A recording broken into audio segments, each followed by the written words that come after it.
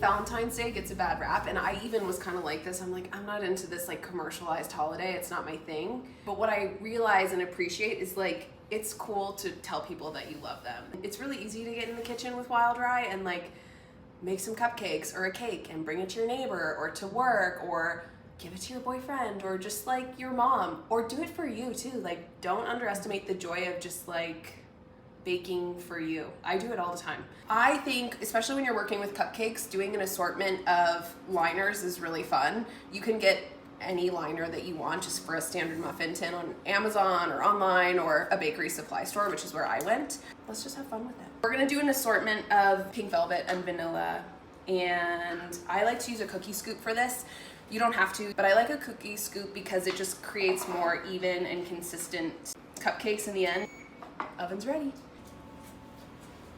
So when we are making frosting, there's really only one thing that's most important. We're gonna work with room temperature butter. I pulled this out a couple hours ago. 2 sticks of butter go in. I really am a believer that like the quality of your ingredients improves the taste at the end. So I'm using organic unsalted butter. Also need a little bit of milk. Probably use half and half because that's what I see right here. Milk, soft butter, and our frosting mix. And you want to whip the butter until it's like smooth and like kind of fluffy.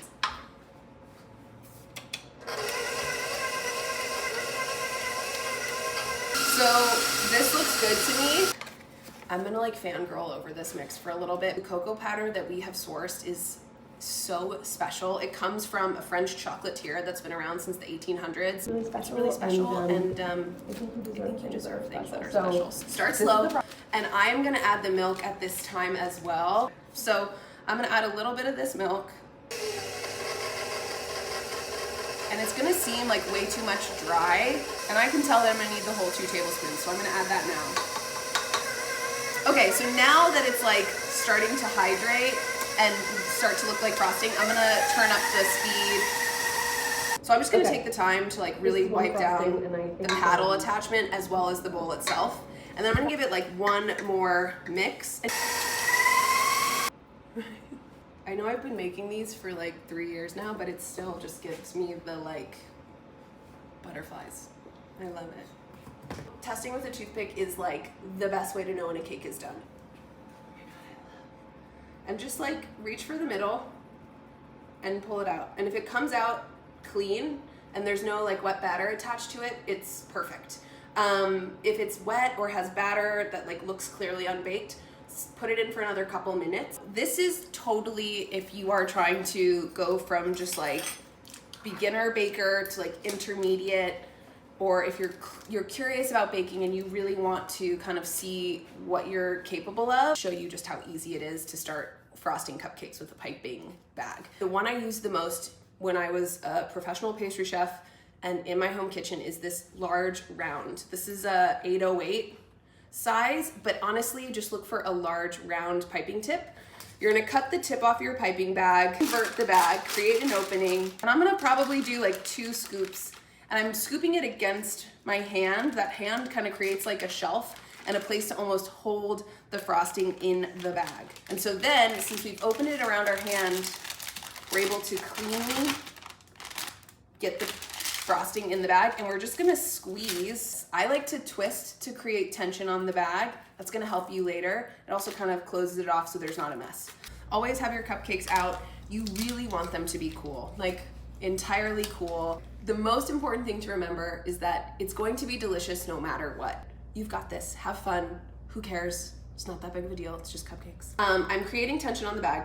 You can see that it's starting to come out of the piping tip, and we can do a few different styles, but I'm gonna show you my most favorite style, which is like the Hershey Kiss. And it's really simple, but it's like beautiful, and I also think it's like a good ratio of cake to frosting. Let's start here with this sweet little pink velvet baby. And what I'm gonna do is I'm gonna like keep the piping tip perpendicular to the counter. That hand to push the frosting out of the piping bag and onto the cupcake. And then I'm gonna stop and release. Again with the vanilla. Stay close and then press, press, press, press, press using the top hand and lift. If I want to go above and beyond, or if I want to do something a little bit different, set spatula. Yep. I like the small ones, but you can use a large one. If you need like the essentials baking kit, like I don't want to have too much, but I want to be able to frost and like bake like a pro, go to wildryebaking.com and we have a master baker kit, and it has the perfect amount of spatulas, the bench knife that you need, the turntable, the cake pans. It is the best. So I'm starting in the center and I'm going to start to press out. Just a little swoop. This is like a really beautiful place that you could put a flower petal, like a rose petal for Valentine's Day, or even like a little dollop of raspberry jam. It's just like a nice little moment. So if you want to do a little bit more than just the piping, take your offset and try this. Okay, that's it.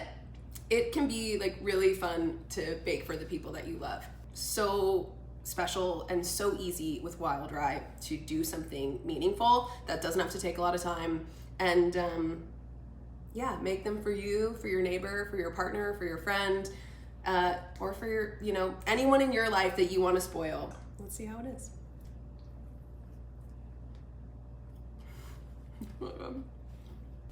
Yeah.